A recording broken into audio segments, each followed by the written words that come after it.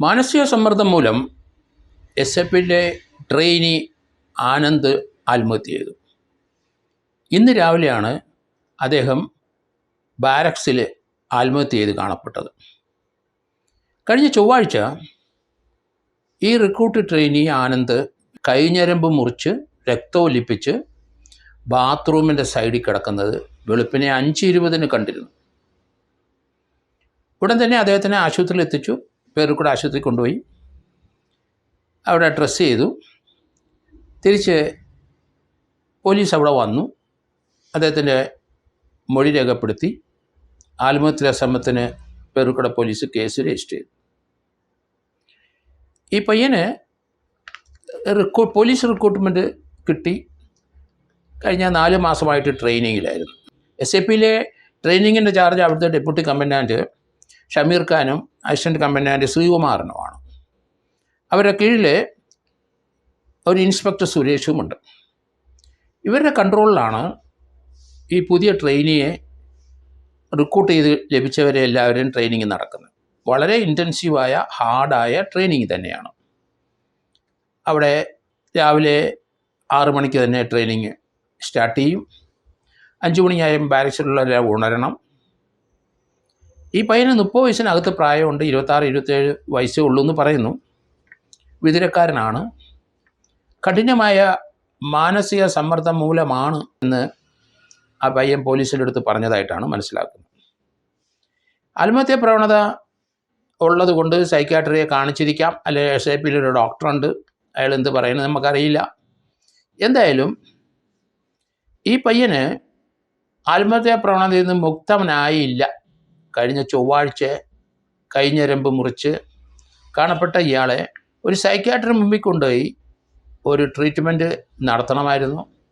ഇയാളുടെ ടെൻഷൻ്റെ കാരണം എന്താണെന്ന് ഈ കമൻഡാൻ്റ് ഉൾപ്പെടെയുള്ളവർ അറിയണമായിരുന്നു. അതിന് ട്രീറ്റ്മെൻ്റ് ഉണ്ട്. സ്വാഭാവികമാണ് ടെൻഷൻ ഉണ്ടാകുക. കാരണം വളരെ ഇൻറ്റൻസീവ് ട്രെയിനിങ് ആണ് അവിടെ നടക്കുന്നത്. വീട്ടിലൊന്നും പോകാൻ പറ്റില്ല. സാധാരണഗതി ട്രെയിനിങ് 10 മാസമാണ്. അത് കംപ്ലീറ്റ് ചെയ്ത് കഴിഞ്ഞ് മാത്രമേ അവർക്കൊരു റിലീഫ് ആവുള്ളൂ. അതുപോലെ ഉള്ള ട്രെയിനിങ്ങിൻ്റെ കടുത്ത ട്രെയിനിങ് സമയത്ത് തീർച്ചയായിട്ടും പല കുട്ടികൾക്കും ഇതുപോലെയുള്ള സമ്മർദ്ദം ഉണ്ടാവും. അവർ ചിലപ്പോൾ ആത്മഹത്യയിലേക്ക് പോകും. ഈ പയ്യനെ കൈഞ്ഞരമ്പ് മുറിച്ച് ബാത്റൂമിൻ്റെ മുന്നിൽ കിടന്നിട്ട് പേരുകൂടെ കൊണ്ടുപോയി ട്രീറ്റ് ചെയ്ത് കഴിഞ്ഞ ശേഷം തീർച്ചയായിട്ടും ഇയാളെ ഒരു സൈക്യാട്രി മുമ്പിൽ 1-2 ആഴ്ചയെങ്കിലും ട്രീറ്റ് ചെയ്യണമായിരുന്നു. എങ്കിലേ അതിൽ നിന്ന് മുക്തനായി അയാൾ വെളിയിലോട്ട് വരുവുള്ളൂ. എന്താണ് അയാളുടെ ഈ സമ്മർദ്ദത്തിൻ്റെ കാരണം? ജോലിയുടെ തന്നെ അല്ല ട്രെയിനിങ്ങിൻ്റെ തന്നെ.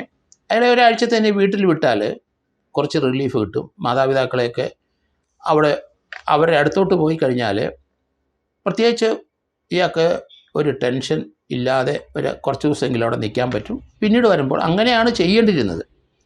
യഥാർത്ഥത്തിൽ ആ പോലീസ് ഉദ്യോഗസ്ഥന്മാരെ ഡെപ്യൂട്ടി കമാൻഡൻറ്റിനുള്ളവരുടെ കുഴപ്പം കൊണ്ട് തന്നെയാണ് ചൊവ്വാഴ്ച കൈഞ്ഞരമ്പ് മുറിച്ച ശേഷം ബുധനാഴ്ച ഇയാൾ ബാരക്സിൽ തന്നെ ഉണ്ടായിരുന്നു.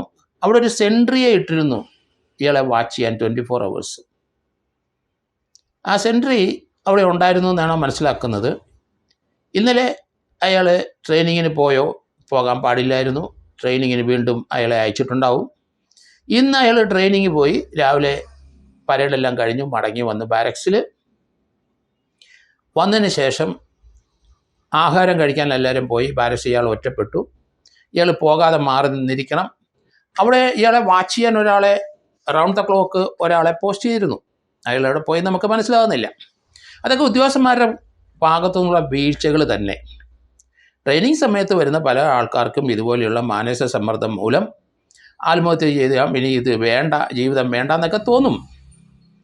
അങ്ങനെ തോന്നുമ്പോൾ മേലുദ്യോഗസ്ഥന്മാരത് മനസ്സിലാക്കി അവർ മാനസിക സമ്മർദ്ദം കുറയ്ക്കാനുള്ള ട്രീറ്റ്മെൻറ്റ് ചെയ്യണം. സൈക്യാട്രി എടുത്ത് കൊണ്ടുപോകണം. അവിടെ ഒരു ഡോക്ടറുണ്ട്, ക്യാമ്പിൽ തന്നെ ഡോക്ടറുണ്ട്. നിരന്തരം അയാളുടെ ഒബ്സർവേഷനിൽ അയാളുടെ പരിഗണനയിലാക്കണം. സമ്മർദ്ദം കൂടുതലാണ് എന്ന് മനസ്സിലാക്കി അയാളെ എവിടെയെങ്കിലും അഡ്മിറ്റ് ചെയ്യണമായിരുന്നു. അതും ചെയ്തില്ല. അതിന് പകരം ഒരു സാധാരണ പോലെ ഇത് കൈകാര്യം ചെയ്തു. അയാൾ ഇന്ന് ബാരക്സിൽ ആത്മഹത്യ ചെയ്തു. 2 ദിവസം മുമ്പ് അയാൾ ആത്മഹത്യ ശ്രമം നടത്തിയപ്പം ഈ മേലുദ്യോഗസ്ഥന്മാർ തീർച്ചയായിട്ടും അയാളെ അതിൽ നിന്ന് വിമുക്തമാക്കണമായിരുന്നു. അയാളുടെ കുടുംബത്തിന് ഒരാളെ നഷ്ടപ്പെട്ടു, അത് പോലീസിന് ഒരാളെ നഷ്ടപ്പെട്ടു, ചിലപ്പോൾ നല്ല ഓഫീസറായിട്ട് വളർന്നു തന്നെ ഇയാൾ. ഈ മാനസിക സമ്മർദ്ദം ജീവിപ്പിച്ചെടുക്കേണ്ട ഒരു ആവശ്യം ആ ഡെപ്യൂട്ടി കമാൻഡൻ്റ് ഉൾപ്പെടെയുള്ളവർക്കുണ്ട്. ട്രെയിനിങ്ങിൻ്റെ ചാർജ് ആരാണോ അവരാണ് ഇതൊക്കെ പരിശോധിക്കേണ്ടതും ഓരോ കുട്ടികളുടെ മാനസിക സമ്മർദ്ദം എവിടെ വരെ ഉണ്ട് എന്നൊക്കെ നോക്കേണ്ടത് അവരുടെ ചുമതലയാണ്. അല്ലാതെ ലെഫ്റ്റ് റൈറ്റ് മാത്രം വെച്ച് കൊടുത്ത് ഒരു മസിൽ പവറൊക്കെ ഉണ്ടാക്കി ആരോ ഉണ്ടാക്കുന്ന മാത്രമല്ല, കായികമായ ഇമ്പ്രൂവ്മെൻറ്റ് കൊടുക്കുമ്പം മാനസികമായ ഇമ്പ്രൂവ്മെൻ്റ് കൂടെ വരണം. ശാരീരികവും മാനസികവുമായ ശക്തി ഡെവലപ്പ് ചെയ്യണം. അതിൽ അവിടുത്തെ ഓഫീസർമാർ പരാജയപ്പെട്ടു. അയാൾ ഇപ്പം രാവിലെ ആത്മഹത്യ ചെയ്തു, മെഡിക്കൽ കോളേജിലോട്ട് ബോഡി കൊണ്ടുപോയിട്ടുണ്ട്, പോലീസ് വന്ന് നടപടിക്രമം എടുത്തിട്ടുണ്ട്. ആരാണ് ഇതിൻ്റെ അകത്ത് കുറ്റക്കാരൻ? അയാളെ കുറ്റപ്പെടുത്താൻ കഴിയില്ല. അയാൾ ആത്മഹത്യ ശ്രമിച്ചപ്പം തന്നെ അയാളെ മോണിറ്റർ ചെയ്തുകൊണ്ടിരിക്കണം. അല്ലാതെ ഒരു സെൻട്രി അവിടെ ഇട്ടിട്ട് ഇയാളെ വാച്ച് ചെയ്യാൻ ഒരാളെ ഇട്ടിട്ട് കൈ കഴുകുന്ന മേലുദ്യോഗസ്ഥന്മാരുടെ പേരിൽ നടപടി എടുക്കേണ്ടി വരും. എവിടെയാണ് പാളിച്ച പറ്റിയത്? ട്രെയിനിങ് പല സ്ഥലത്തും നടന്നുകൊണ്ടിരിക്കും പോലീസിൻ്റെ. അതിൻ്റെ ഉത്തരവാദിത്വമൊന്നും ഗവൺമെൻറ്റിനോ പോലീസ് വകുപ്പിനോ ഏറ്റെടുക്കാൻ പറ്റില്ല. അതിനൊക്കെ ആൾക്കാരെ അവിടെ നിയോഗിച്ചിട്ടുണ്ട്, ഹെവി ആയിട്ടുള്ള ശമ്പളം കൊടുത്ത് അവിടെ നിയോഗിച്ചിട്ടുണ്ട്, അവരുടെ ഉത്തരവാദിത്വമാണ്. അപ്പോൾ ഇവിടെ ഒരു പാളിച്ച പറ്റിയിരിക്കുന്നു ആ ഉദ്യോഗസ്ഥന്മാർക്ക്. കാരണം 2-3 ദിവസമായിട്ടും ആ മനോനിലയിൽ നിന്ന് അയാൾക്ക് മാറ്റം ഉണ്ടായില്ല എന്നതിൻ്റെ അർത്ഥം. കഴിഞ്ഞ രമ്പ് മുറിച്ചതിന് ശേഷം 2 ദിവസം കഴിഞ്ഞപ്പോൾ അയാൾ അവിടെ തന്നെ ബാരക്സിൽ സൗകര്യം നോക്കി തൂങ്ങിയിരിക്കുന്നു. ഇവിടെ മേലുദ്യോഗസ്ഥന്മാർക്ക് പാളിച്ച പറ്റി അവരുടെ പേരിൽ നടപടിയെടുക്കണം. ഇയാൾക്ക് ആരാണ് ഇയാളുടെ ഈ ട്രെയിനിങ്ങിൻ്റെ മേധാവിത്വം വഹിക്കുന്നത്? കമാൻഡൻറ്റിൻ്റെ കീഴിലുള്ളവരാണല്ലോ.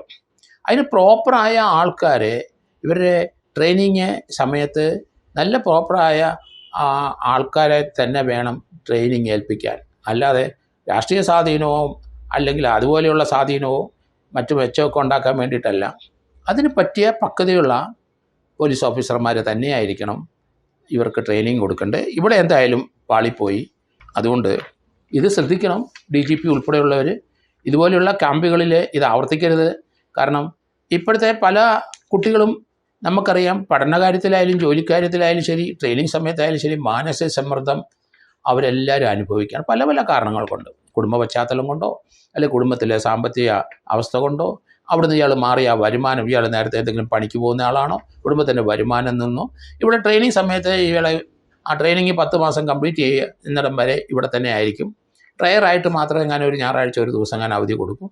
ഇങ്ങനെ മാനസിക സമ്മർദ്ദം ഉള്ളവർക്ക് 1 ആഴ്ചയോ 2 ആഴ്ചയോ അവധി കൊടുത്ത് വിട്ടിട്ട് ഇതിൻ്റെ പാസിങ് ഔട്ട് സമയത്ത് ചിലപ്പോൾ ഇവർക്ക് പാസിങ് ഔട്ട് ചെയ്യാൻ കഴിയില്ല, അല്ലെങ്കിൽ 2 ആഴ്ചയോടെ ഇവരുടെ ട്രെയിനിങ് എക്സ്റ്റെൻഡ് ചെയ്യണം. അങ്ങനെയൊക്കെയാണ് നമ്മളൊക്കെ മനസ്സിലാക്കിയിട്ടുള്ളത്. അല്ലാതെ തന്നെ ഒരാളെ കൊണ്ടുവന്നിട്ട് അയാളെ ആ ട്രെയിനിങ്ങിൻ്റെ ചാർജുള്ള ആൾ മാനസിക പീഡനം നടത്തി ആത്മഹത്യ ചെയ്തെങ്കിൽ ട്രെയിനിങ്ങിൻ്റെ ഉത്തരവാദിയുള്ള ആൾക്കാർക്കെതിരായിട്ട് കേസെടുക്കേണ്ടി വരും. ഇവിടെ ഒരു അബറ്റ്മെൻ്റ് ഉണ്ടോ ഇല്ലയോ എന്നാണ് നോക്കേണ്ടത്. അവരുടെ ഭാഗത്തൊരു വീഴ്ച ഉണ്ടല്ലോ. അതുകൊണ്ട് ഇത് ശ്രദ്ധിക്കണം. കമാൻഡൻ്റ് ഉൾപ്പെടെ DIG, ADGP ഉള്ളവരും ആംഡ് പോലീസിലുള്ള എല്ലാവർക്കും ഇതിൻ്റെ അകത്ത് ഉത്തരവാദിത്തമുണ്ട്. 2 ദിവസം വെയിറ്റ് ചെയ്തിട്ടും ആത്മഹത്യ പ്രവണത അയാളെ മാറ്റാൻ പറ്റിയില്ല എന്നുള്ളതാണ്. അയാളെ അവിടെ ക്യാമ്പിൽ നിന്ന് മാറ്റണ്ടേ, അയാളെ വീട്ടിലോട്ട് കൊണ്ടുപോകണ്ടേ, അല്ലെങ്കിൽ എവിടെയെങ്കിലും ഹോസ്പിറ്റലിൽ അഡ്മിറ്റ് ചെയ്യണ്ടേ? എന്താണ് ഇവരുടെ ഭാഗത്ത് ഇത് അവരെങ്ങനെ ഒരു നീക്കം ഉണ്ടാകാത്തത്? അതൊരു വീഴ്ച തന്നെയാണ്. അതിന് നടപടി മേലുദ്യോഗസ്ഥന്മാരുടെ പേരിൽ എടുക്കണമെന്ന് തന്നെയാണ് എൻ്റെ അഭ്യർത്ഥന.